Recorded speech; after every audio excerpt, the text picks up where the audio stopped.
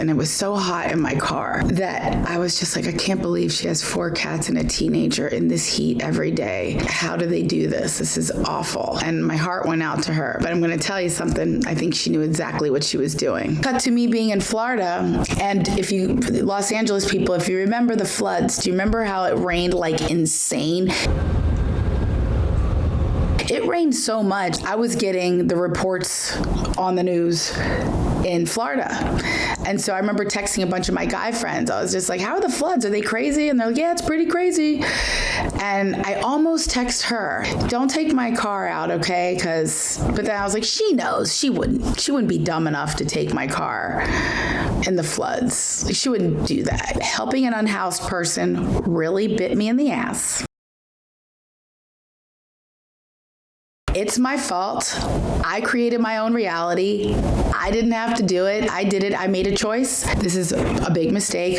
I'm owning it. I made a mistake. I've done it before. I helped another friend, gave her thousands of dollars. Never going to see it again. I'll never do it again. I'll never lend money to anyone again unless it's to buy you a sandwich or something. Hi guys, welcome to Go See Gail.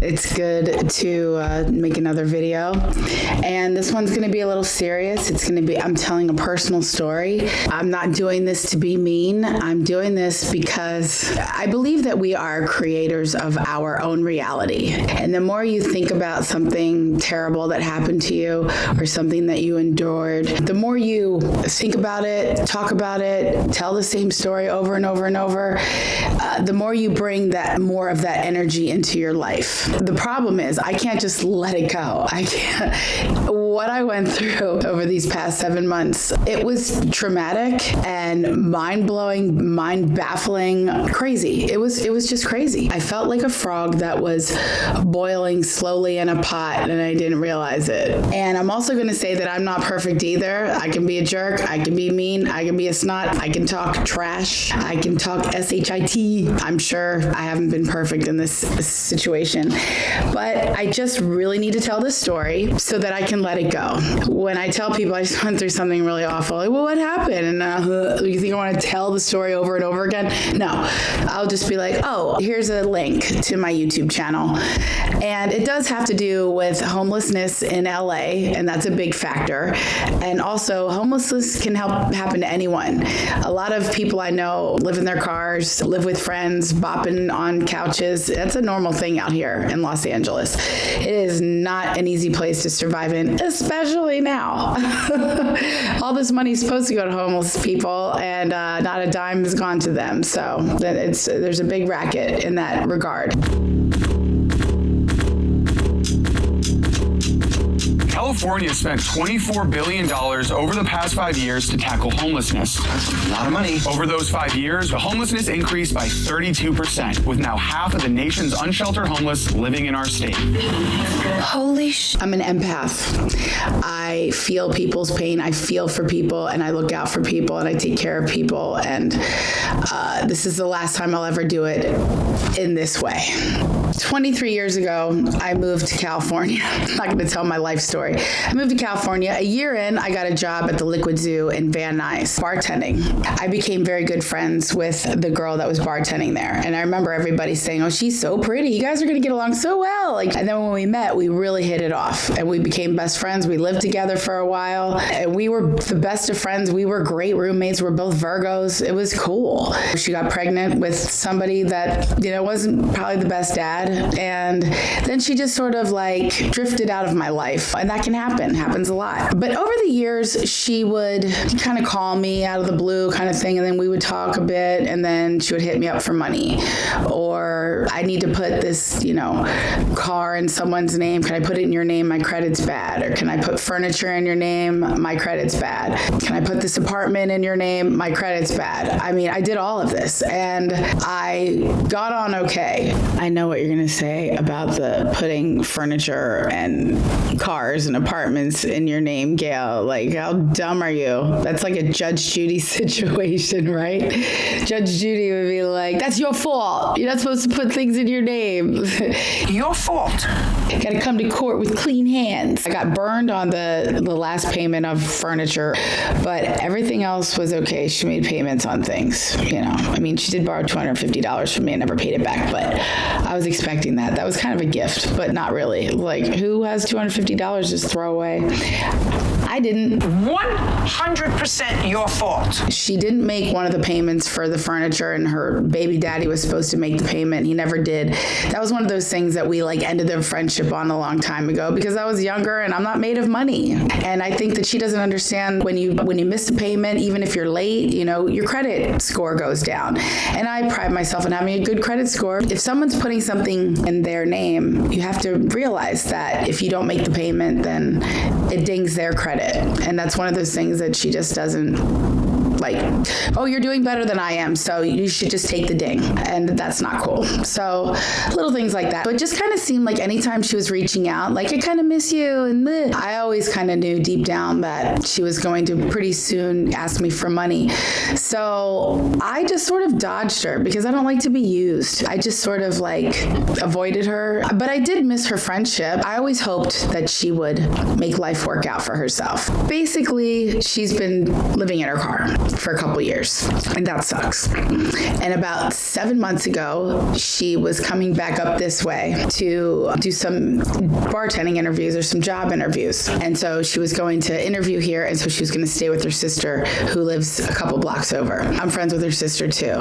I don't know what happened there. She was going to stay with her and live with her, and they got into a fight. I'm not going to get all into it because that's some family stuff. And then all of a sudden, I was like, well, you can shower at my house, you know, use my apartment sometimes. Like, she has 4 cats. So I was like, I can't have 4 cats. I live alone with my 2 cats. And I like it that way. And I remember just having all of this, just like, this is scaring me. I'm just having this feeling like I'm going to be burdened with this, even though I care about this girl. Yeah, I want to help her, but I don't. But she was cool. Like, she didn't really ask. She was really chill. She stayed in her car and she had her little interviews, and she would come upstairs and she would use my, you know, bathroom, and she would use my shower and all of that. That was cool. Then one day she's like, my car isn't working so good. Can you drive me to the place that gives the money? I don't know, it's government stuff. I was like, okay, I can help you with that, you know.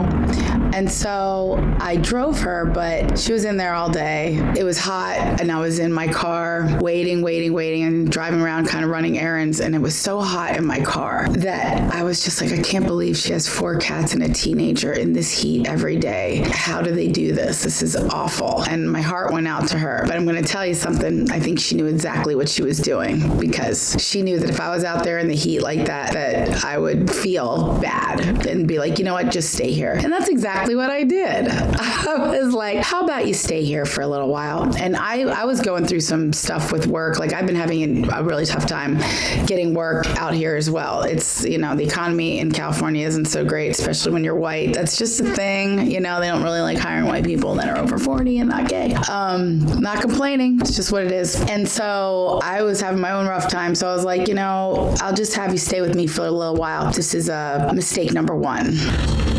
Don't ever invite a vampire into your house, you silly boy. It renders you powerless. I let her come in. And then, you know, we were getting along, and she was acting the way she did when we were kids, you know, like in our 20s, you know, and we were just getting along, and it was cool. And so I was just like, just stay here for a while. And so she brought the cats, brought the kid. Because I wasn't charging her any rent or anything for a while, I would say at least 6 weeks. I didn't charge her anything. I just kind of had this thing where, like, this is still my house. This is my apartment. I can still go in my room whenever I want, kind of thing. But we had to keep the door closed because of the cats, you know, because I have 2 cats and she has 4 cats, and I'm not crossing those streams because I'm not going to be on Judge Judy when one cat attacks the other and then all of a sudden I'm paying for hospital fees and stuff. I'm just not doing that. I was already anxious enough about letting her stay with me because I just know her history, but I hadn't dealt with her in a long time, and she was acting like the girl that I knew 20 years ago. I know you're like, how do you look so young, Gail? You look like you're in your 20s now. I know, I don't look like I'm in my 20s. So I just let her stay here. It was cool. She would buy food on her food stamps, and that was nice, and that was cool. And she would do things like just nice things. She put see this back here, see this curtain with the lights. She put this kind of lights in my living room and made it look really pretty. It's the one truly nice thing she did for me. I really appreciate it because it was hard work. She worked really hard on it for a couple hours. That was cool. I let her stay with me. Then after a while, it was you got to work, got to get on your feet. And she gets some money from baby daddy. I think she gets some money from the government. She gets food stamps. Once I started charging her rent, and I charged her $1,000. Now you might think that that's a lot, but it's not. If you get a hotel room, you're going to pay at least $100. That's really cheap. Maybe $150. $100 times 30. That's 1 month. That's $3,000. My rent is $3,150. I'll just be honest. I live in a 2-bedroom in Los Angeles. I gave her my awesome bedroom. I have a big bedroom. I have a walk-in closet over there, bathroom, and behind me is a little balcony with a couple chairs. And I just let her and her daughter and her 4 cats stay in my bedroom. And I slept on my couch for 7 months because I wanted her to get on her feet.